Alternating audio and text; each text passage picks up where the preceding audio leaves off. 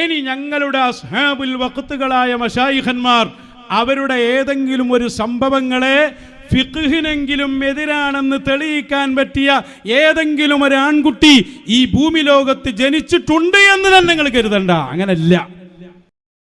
ആൺകുട്ടികൾ ഇവിടെ തന്നെയുണ്ട്. വിശുദ്ധ ഖുർആൻ ഇസ്ലാമിന്റെ ഒന്നാം പ്രമാണമാണ്. ആ ഖുർആനിൽ അല്ലാഹു സുബ്ഹാനഹു വ തആലയാണ് സ്ത്രീകൾ പുറത്തിറങ്ങുമ്പോൾ മുഖം മറക്കണമെന്ന് കൽപ്പിച്ചത്. സൂറത്ത് അഹ്സാബിൽ അല്ലാഹു പറയുന്നു, യാ അയ്യുഹൻ നബിയു, ഓ നബിയെ, ഖുൽ ലി അസ്വാജിക വ ബനാതിക വ നിസാഇൽ മുഅ്മിനീൻ, തങ്ങൾ ഭാര്യ സന്താനങ്ങളോടും മറ്റു വിശ്വാസിനികളായ സ്ത്രീകളോടും യുദ്നീന അലൈഹിന്ന മിൻ ജലാബീബിഹിന്ന, അവരുടെ മുഖമക്കനകൾ താഴ്ത്തിയിടാൻ കൽപ്പിക്കണമെന്ന് അല്ലാഹു പറഞ്ഞതാണ്.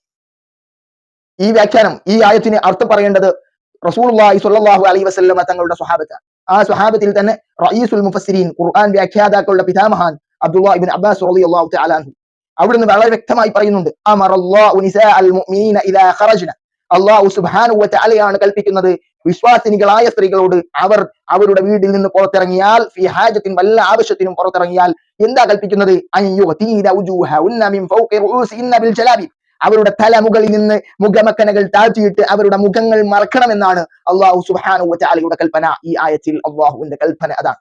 അങ്ങനെയാണ് സ്വഹാബികളിലെ ഒട്ടുമിക്ക എല്ലാവരും ഈ ആയത്ത് തൊട്ട ഏതൊക്കെ സ്വഹാബികളുണ്ടോ, ഏതൊക്കെ റിവായത്തുകൾ നമുക്കിപ്പോൾ ലഭ്യമായിട്ടുണ്ടോ, അങ്ങനെയുള്ള എല്ലാ സ്വഹാബികളും പറയുന്നത് ഈ ആയത്ത് മുഖം മറക്കാൻ വേണ്ടിയാണ് എന്നാണ്. ഈ ആയത്ത് വ്യാഖ്യാനിച്ചുകൊണ്ട് ഇമാം ഖുർത്തുബി റഹ്മഹുല്ലാഹ് ഉറപ്പിച്ചടിക്കുന്നു, മുഖം മറക്കൽ സ്ത്രീക്ക് ഇബ്നു ഹജർ അൽ ഹൈതമി റഹ്മഹുല്ലാഹും ഇമാം റംലി റഹ്മത്തുള്ളാഹി അലൈഹി സ്ത്രീ മുഖം മറക്കരുത് എന്ന് എവിടെയും പറഞ്ഞിട്ടില്ല.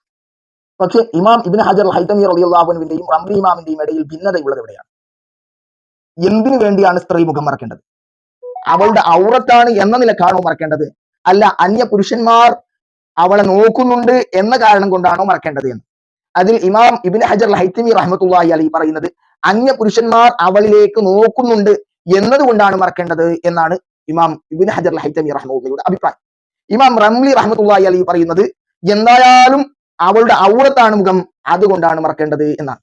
ഇവിടെ ഭിന്നത വന്നത് മുഖം മറക്കരുത്, മറക്കൽ നിർബന്ധമാണ് അല്ല എന്ന വിഷയത്തിലല്ല, മറിച്ച് എന്തിനു വേണ്ടി മറക്കണം എന്ന വിഷയത്തിലാണ് അഭിപ്രായ ഭിന്നത വന്നിട്ടുള്ളത്. ഖാളി ഹുസൈൻ റഹ്മത്തുള്ളാഹിയുടെ വാക്ക് ഉദ്ധരിക്കുന്നുണ്ടല്ലോ, അതിനെക്കുറിച്ച് മുഗ്നിൽ മുഹ്താജിൽ വളരെ വ്യക്തമായി പറയുന്നുണ്ട്, സ്ത്രീക്ക് മുഖം മറക്കൽ നിർബന്ധം തന്നെയാണ്. ഇതാണ് നബവി ഇമാം റഹ്മത്തുള്ളാഹിയുടെയും ഇമാം റാഫിയുടെയും നിലപാട്. മുഖം മറക്കൽ നിർബന്ധമില്ല എന്നും മുഖം ഔറത്താണ് എന്ന് പറയുന്ന അഭിപ്രായം അതെങ്ങനെ സാധ്യമാകും? അങ്ങനെ ഒരു സംയുക്തത സാധ്യമല്ലല്ലോ. അതിനുശേഷം പറയുന്നുണ്ട് ഈ ഖാളിയുടെ ഈ അഭിപ്രായത്തെ കുറിച്ച്,